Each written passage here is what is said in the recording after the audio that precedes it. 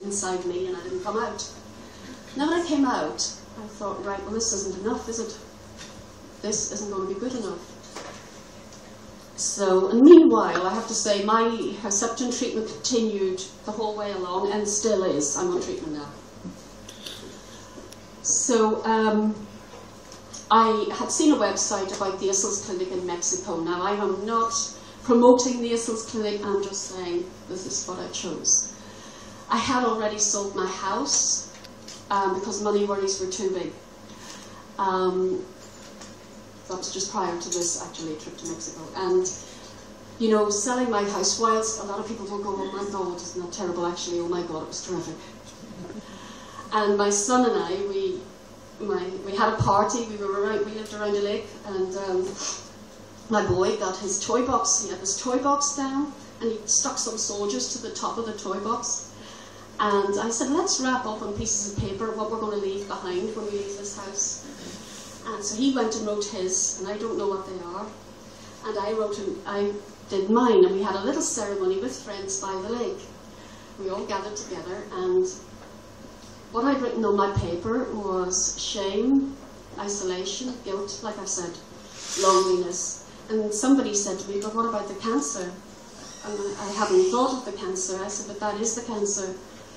So we put this boat out on the lake, this box, and we lit it. We put petrol in it, and we lit it, and it flew everywhere, and then it sank.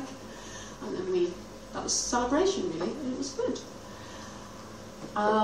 So then we moved out of the Aylesbury where we lived into a village. We rented a house, and everything was very, very, very good. And then, with this life assurance business, I decided then to go to the Issels Clinic in Mexico, which is an immunotherapy clinic. Now, I double-checked it, but I knew I was going regardless. I was going. And I remember texting my friend Claire, whom I don't see very often. And I said, Claire, I said, do you fancy a trip to Mexico? And she texts back, she said, oh, have you won a holiday, love? I said, no, pet, I'm going to a cancer clinic. Do you want to come? She texts back, yes.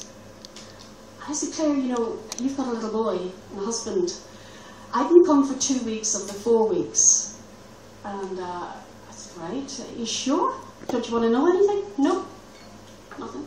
So she arrives at the airport, I arrive at the airport, and it's not as simple as that, because I had to leave my boy. There's a whole, I can't go there, I can't describe that. It's too painful. And we flew out there, and I said to Claire, I said, right, whatever happens here, this is my time, my place. And I didn't know quite what I meant. At the back of my mind, I knew there was it was a missionary-based hospital, just at the very, very back. And when I got there, we missed the connecting plane, so we went to this hotel, and I said, let's go to the bar, because it'll be the last drink of the month. So we went to the bar.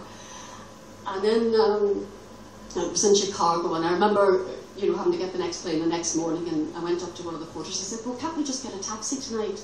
And he came up and he patted me on the chin, and he said, oh, Jesus, love, God bless you. It's 8 hours. I mean, you can't. I said, oh, okay, the next day. So the next day we got there, and I got there, and I went in, and all my fears hit me. Everything that I probably held inside that I never let out was there, on the floor. They tried to come and give me an injection in my bottom, and I kicked the nurse. I was frightened, very terrified of injections and needles. I mean, terrified beyond belief. He went flying out of the room. The doctor came in, talked to me a little bit, didn't seem too friendly. They said, right, we need to take you down to theatre to fit a line, right? Then one of the male nurses in the lift said, Jacinta, you'll need to calm down. And I said, don't tell me I need to calm down. You can't get me to calm down by telling me you need to calm down. So he went off. I go along with my friend Claire into theatre, and then I say to the surgeon who's about to sedate me, I said, I'm going to have a baby. And he looked at her, he said, okay. I said, no, I'm going to have a baby. Now what I mean is I was going to have the little me that never got out. I knew what I meant, but just to them it must have looked awful. So I got my line fitted, and then, you know, they started giving me vitamin C infusions, protein infusions, multivitamins, oxygenozone, and B17, as it was. 2 days later, I went down to prayers. There was prayers in the morning between 8 and 9, and went down to the prayer room, and the missionaries had already met me. And unbeknown to me, they felt I was about to burst, which is correct. And they said, take yourself to somewhere where God is. So I did. In my mind, I took myself to the woods, because when I'd been ill, I used to hug the trees, I know, and I'd pray, somebody give me some strength, you know, and I'd breathe in with the trees, thinking that might, I'd look around to make sure nobody was looking. And so I did take myself to where God was. And then we were asked if we wanted to share, but what was about to come out of me wasn't what they were all saying. They were saying nice things, and I didn't feel nice things. And eventually, with a bit of encouragement, I came out, and I said, well, where the bloody hell were you when I was locked away in the cellar? And I used to be locked away as a child.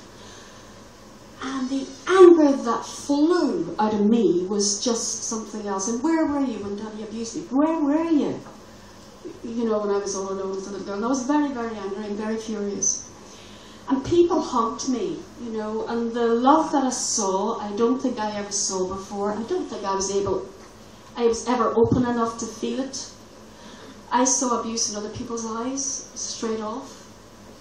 I thought there was a connection that was just magical for me. And then, it was a couple of hours later, I went upstairs, the doctors came in, and they said, what's changed? I said, nothing. I thought they meant physical. He said, your eyes are different. I said, oh, and then I explained about prayers, and he said, now we can work on you.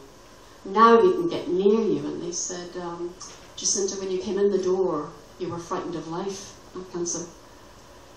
I was terrified of it. Everything that moved, I was terrified of. So then the missionaries very gingerly approached my bedroom door, because I wouldn't let them in before that. And I said, you can come in. And they said, is there anything you'd like to forgive your past for? And off it went again. So I was prying the place down again, and I said, I never want to go back there, I never want to feel this. And they just put their arms around me, and I felt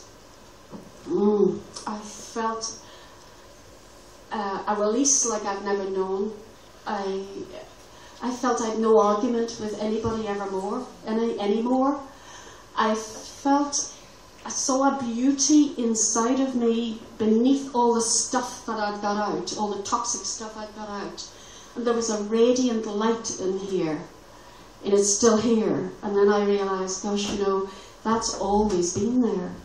And that's what I call my godness. Not my goodness, my godness.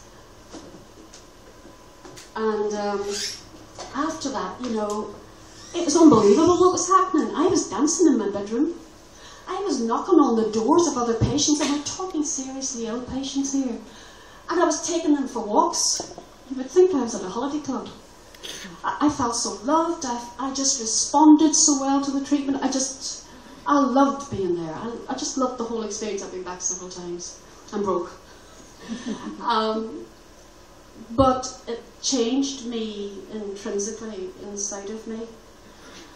And, you know, now as I go through treatment, you know, it's not as harrowing. It used to always be terribly harrowing. And I don't mean the treatment, I mean the needles when I say that.